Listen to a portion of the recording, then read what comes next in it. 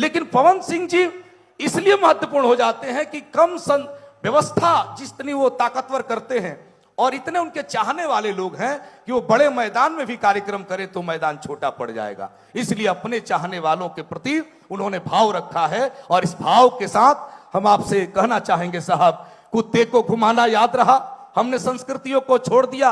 पवन सिंह जी आज भी गांव से जुड़े हैं, उनके घर में सबसे महंगा पलंग होगा लेकिन लखनऊ में भी वो व्यक्ति चटाई पर नीचे सोता है। ये पवन सिंह की जिंदा दिल्ली है, इसलिए पवन सिंह बड़े हो जाते हैं।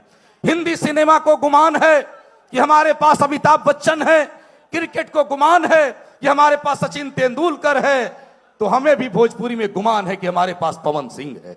इसलिए भोजपुरी की जिंदगी का सबसे बड़ा ताकतवर चीज कोई देखिएगा तो पवन सिंह की आंखों में है, वो मजाल है उनके आंखों में। इसलिए वो सैलाब लेकर के चलता है, वो अंधेरों से लड़ता है और अपने दम पे लड़ता है, इसलिए दुनिया उसे पावर स्टार कहती है। तब कहना चाहता हूं साहब, कुत्ते को घुमाना याद रहा और गाय की रोटी भूल गए, ब्यूटी पार्लर याद रहा और सर की चोटी भूल गए, बिस्लरी पानी याद रहा और घर का मटका भूल गए, टीवी सीरियल याद रहा, बिजली का खटका भूल गए, दोस्त यार सब याद रहे पर सगे भाई को भूल गए, साली का जन्मदिन याद रहा और मां की दवाई भूल गए। हम कहां आ गए साहब। लेकिन संस्कार की पंक्तियों को जिस लड़के ने मजबूती से रखा, उनकी मां के आंखों का जो सपना है, मैं अभी किताब लिख रहा था साहब, रामज्ञा भैया बार बार कहते उसका लोकार्पण कब करोगे। मैंने कहा कि पवन सिंह जी पर लिखना बड़ा साधारण काम नहीं था। मैं जब उनके गांव जो कहरी गया तो बरगद का पेड़ है उनके चौराहे पर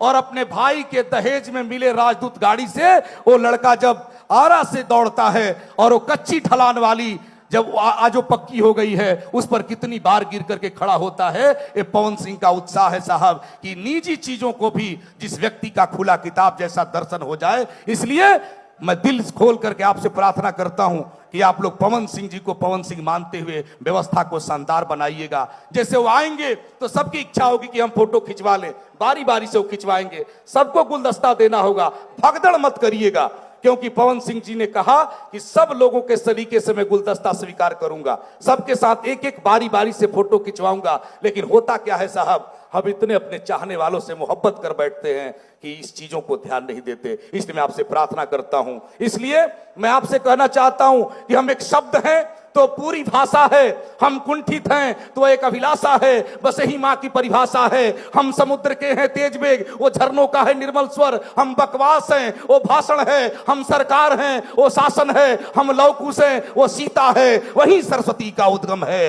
रणचंडी और नासा है, बस यही मां की परिभाषा है। मैं चाहता